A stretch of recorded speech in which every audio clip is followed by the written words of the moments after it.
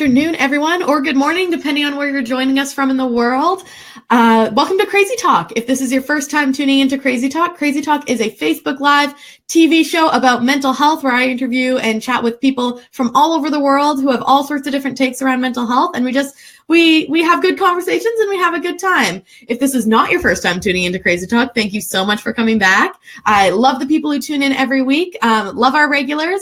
If you are tuning in live right now, send up some likes, send up some loves, share this video, get the word out there. Always happy to have people joining us on the show. So we're going to have a new segment on Crazy Talk just right at the beginning. And this is a little bit of crazy good news is what we're calling this news section on Crazy Talk. So the crazy good news that I want to talk about this week is Christine Eliakis, who is based in Oromocto, New Brunswick, is doing a fundraiser for the Canadian Mental Health Association. That's happening today at the Atlantic Superstore in Oromocto. Started at 10:30 this morning, going to be going till 5 o'clock this afternoon, and I'm going to be there in a couple of hours. So it's going to be a really good time, obviously for a really, really good cause, and that's our crazy good news.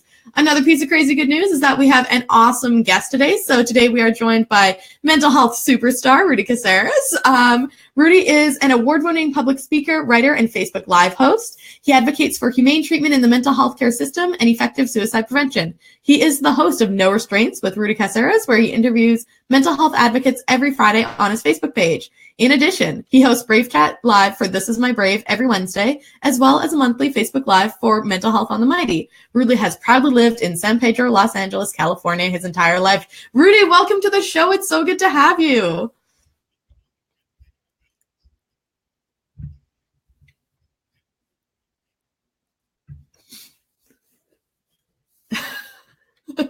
And you are so often one of our awesome guests who's tuning in. So I always love, you're always leaving your comments. You're always saying hello from California, and it's always snowy in Canada when we're doing that. So I'm always so envious. So I'm just really, really glad to be having you on the show today.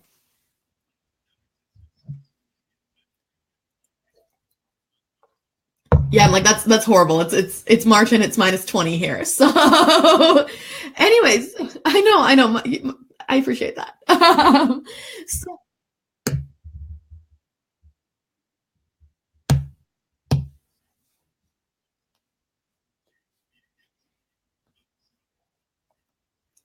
the other side of the split screen. Oh, it's hard. I'm like, I know where you are on my screen. I don't know what that means for everyone else's. Anyway, so Rudy, I usually like to start. I was actually watching your show yesterday where you were interviewing. I'm gonna forget her name about eating disorders.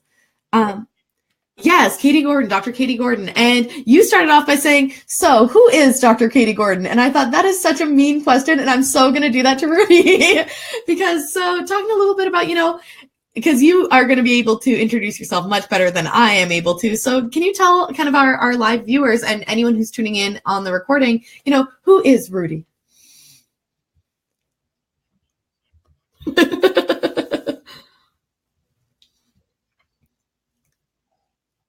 Go commercial break.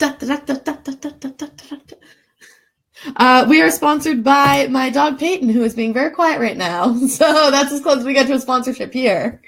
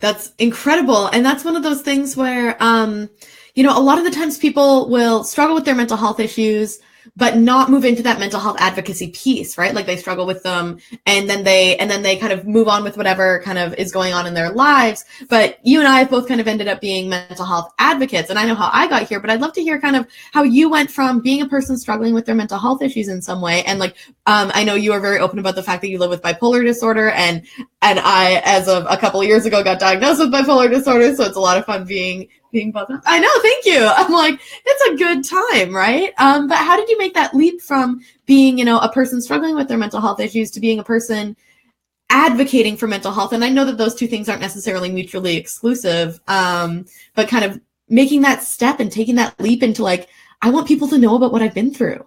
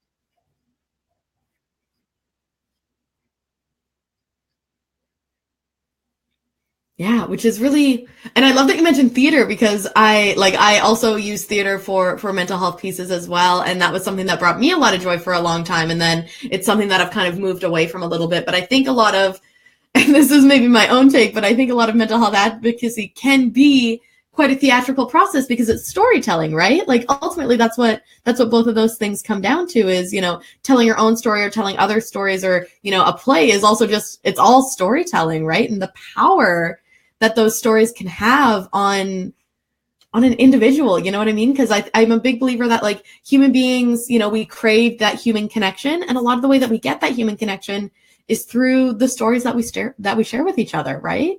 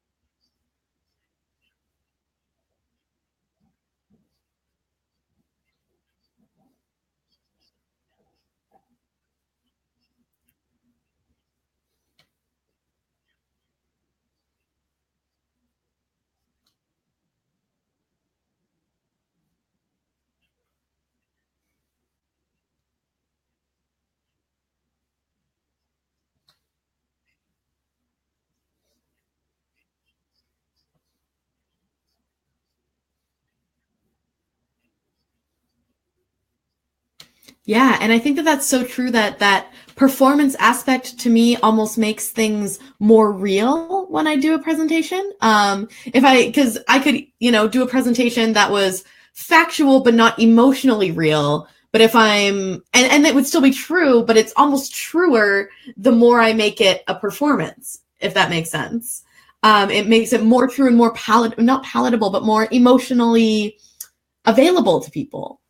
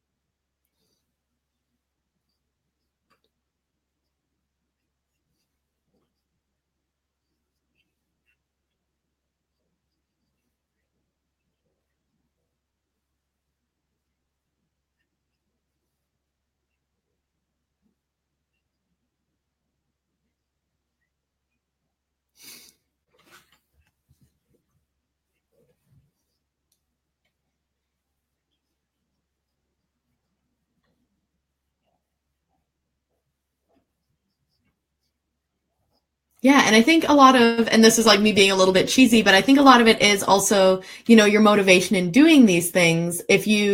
And I just finished teaching a mental health first aid for the Department of Social Development. And one of the things that I said to them is, if you are going into a conversation or going into any situation and genuinely wanting to help other people, you are 99% there, right? Like the other 1% is all going to be kind of the cherry on top, right? And so I think that doing, speaking and that sort of thing is also similar to that, where if you're going into it with really being like, I am telling my story for this reason, that's going to come across too, right? Regardless of, your theater backgrounds or the content of your story or all that kind of stuff. Like it's again, very cheesy, but kind of like, if your motivations are pure, everything will, everything will fall into place.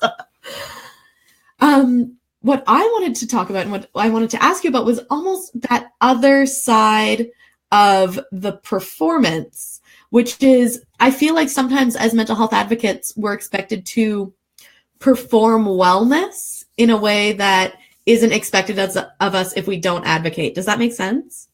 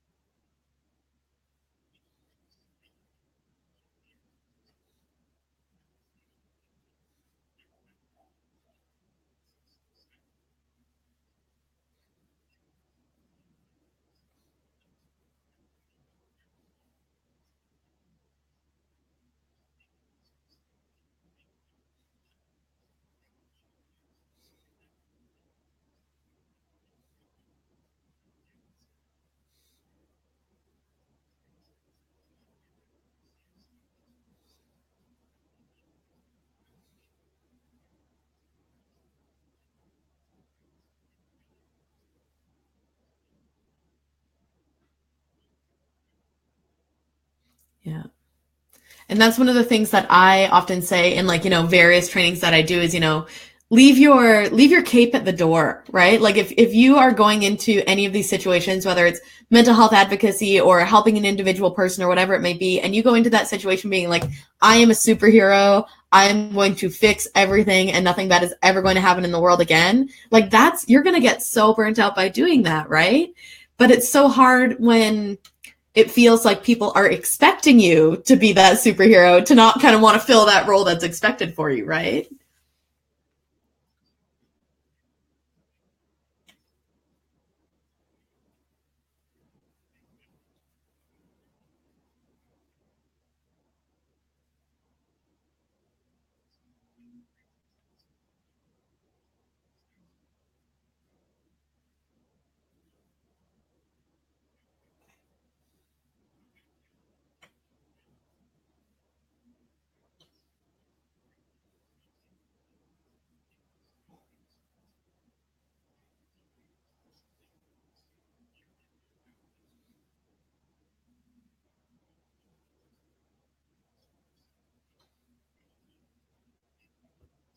Yeah, and that feeling of not making a difference, I think is something that a lot of people kind of struggle with, even when they are making a huge difference. Because I want you to know that you are, but it's one of those things where it was actually a story that someone told me, which it might be a story that you're familiar with. We call it starfish theory now, which is the idea that, if someone's walking on a beach and there's 1,000 starfish there and they pick one up and they throw it in the ocean, someone else could come along and say, there's 1,000 starfish out there. Like, you're really not making a difference, right?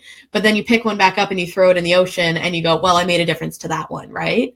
But it's hard sometimes to have that paradigm shift and have that mind shift of, I made a difference to one person and that's what I've done today. You know what I mean? Because we do have this kind of, this, I guess, societal expectation or whatever it is, where it's like, if you are not changing the entire world, you might as well not be doing anything. You know what I mean?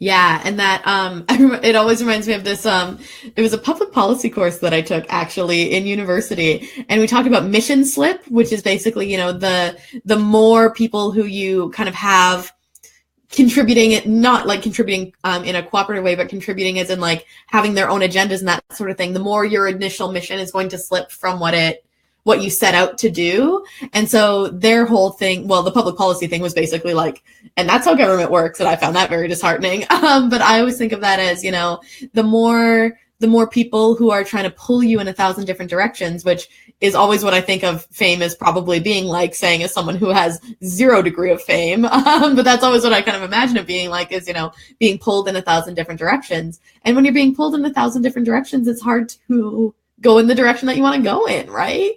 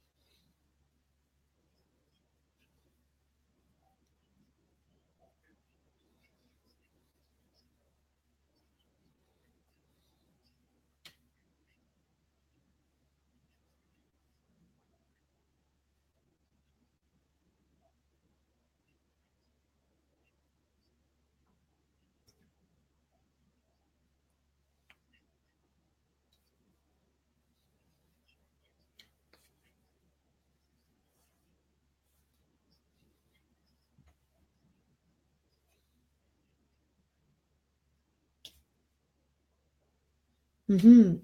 And that's one of those things where it's interesting to me because a lot of the mental health advocates that I work with, I'm not sure fame would be like very high on their list, but I think it's also probably, fame in rural Canada is probably a bit different than fame, in California sort of thing. So I think that's really interesting, that kind of difference, because mental health is one of those things that, it is everywhere. It's all across the world. But the challenges that people face in talking about it is so different in different parts of the world, right? Whether that's, Fredericton, New Brunswick, Canada, or, California or anywhere else across the world, right? Like there's always these kind of additional challenges and additional kind of cultural and social nuances that can make things more or less challenging for people, right?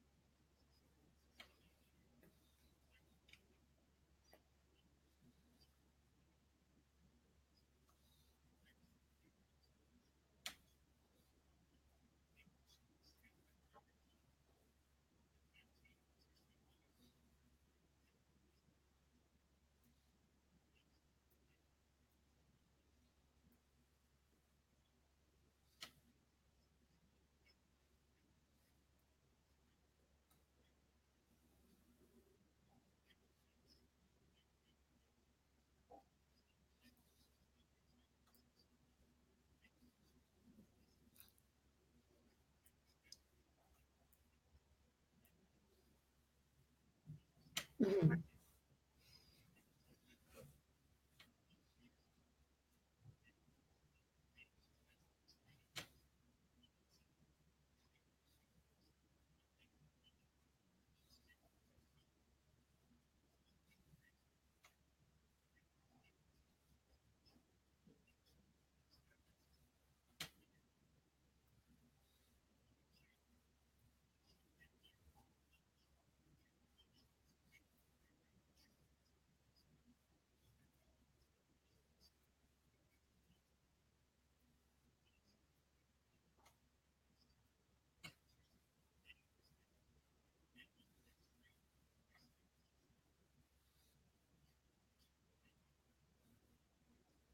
Yeah. And do you think that feeling of kind of constantly, you call it fraud, and that kind of constantly feeling of need to be on, like you're not just performing when you're on stage, but you're performing all the time.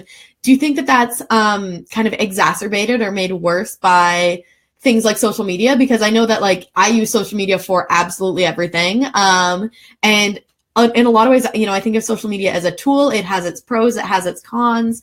But for me, going back to our whole idea of burnout as well, and that idea of needing to perform all the time as mental health advocates or as performers or as anything, with social media, we're accessible all the time as well, right? It's not like, oh, well, I've left the stage and now I'm just a regular person again. It's like I've left the stage and now I'm on Facebook, Twitter, Instagram, still playing this character. Does that make sense?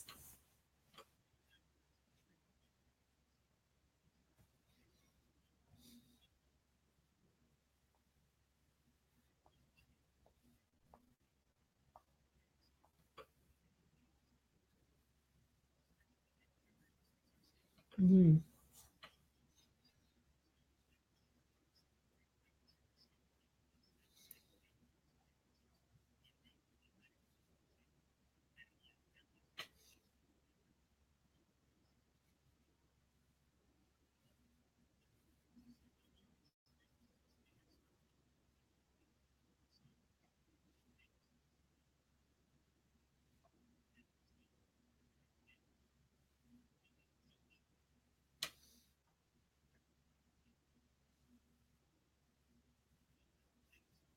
Mm-hmm.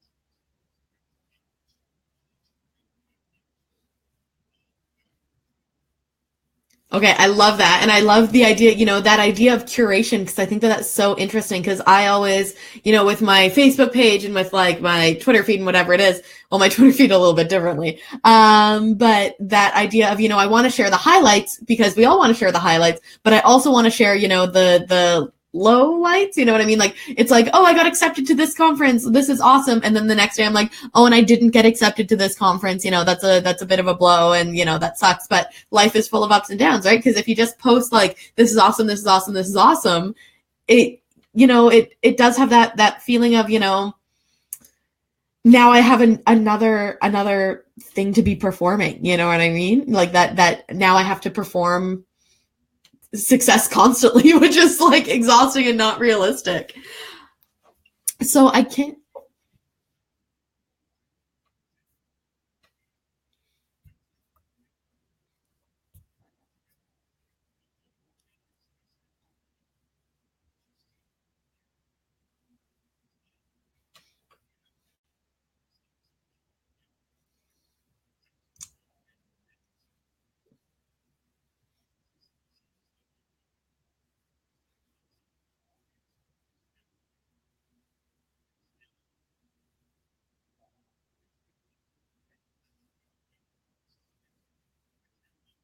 Mhm.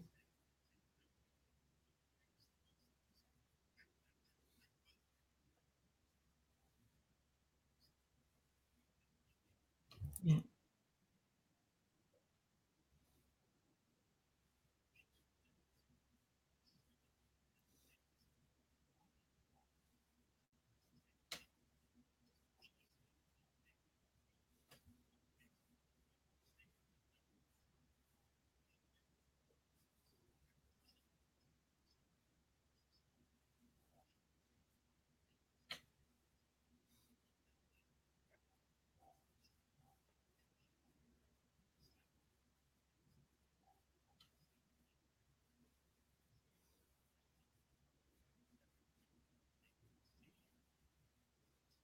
Mhm.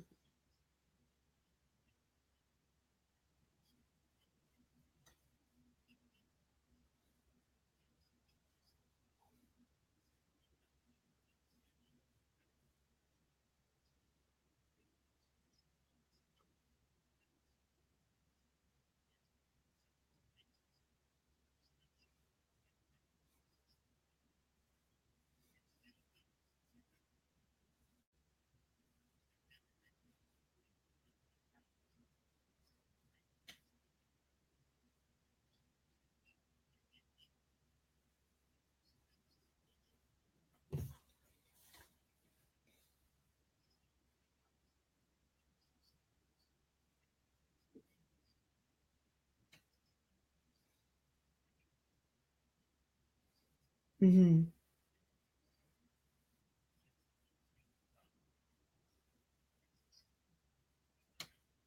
Yeah, and I think it's that catching it, but then also being gentle with ourselves, and that's a hard line to walk, right? Because if we have a thought that is stigmatizing, stereotyping, discriminatory, whatever it is, like instead of going, oh, I notice I have that thought, now I'm a bad person, or oh, I notice I have that thought, therefore it's true, finding a line in the middle where it's like, I had that thought, it's valid that I had that thought because I'm a product of the society that I grew up in. However, because I'm a human being who has chosen to be, empathetic, non-stigmatizing, whatever it is, I can choose to challenge that thought that I just had. But that's like way more complicated than a lot of people want to like put the time into doing, right?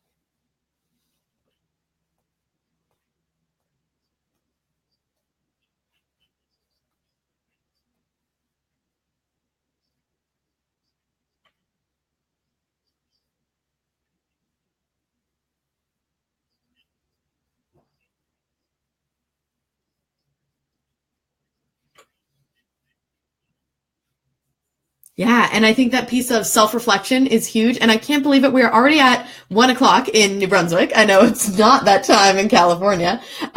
So that brings us to the end of our show. Rudy, thank you so much for being on the show. I know that there are people who, are watching this live and people who are going to be watching the recording, and they're going to be thinking, man, this Rudy person is incredible. Definitely want to learn more about what they're up to. So what would you like people to do kind of following this show? What can people do next to learn more about what you're up to?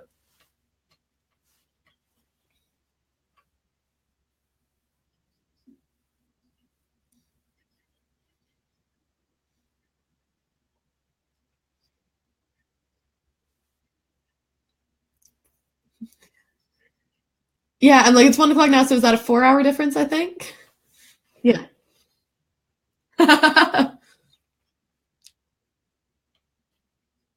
Oh, thank you.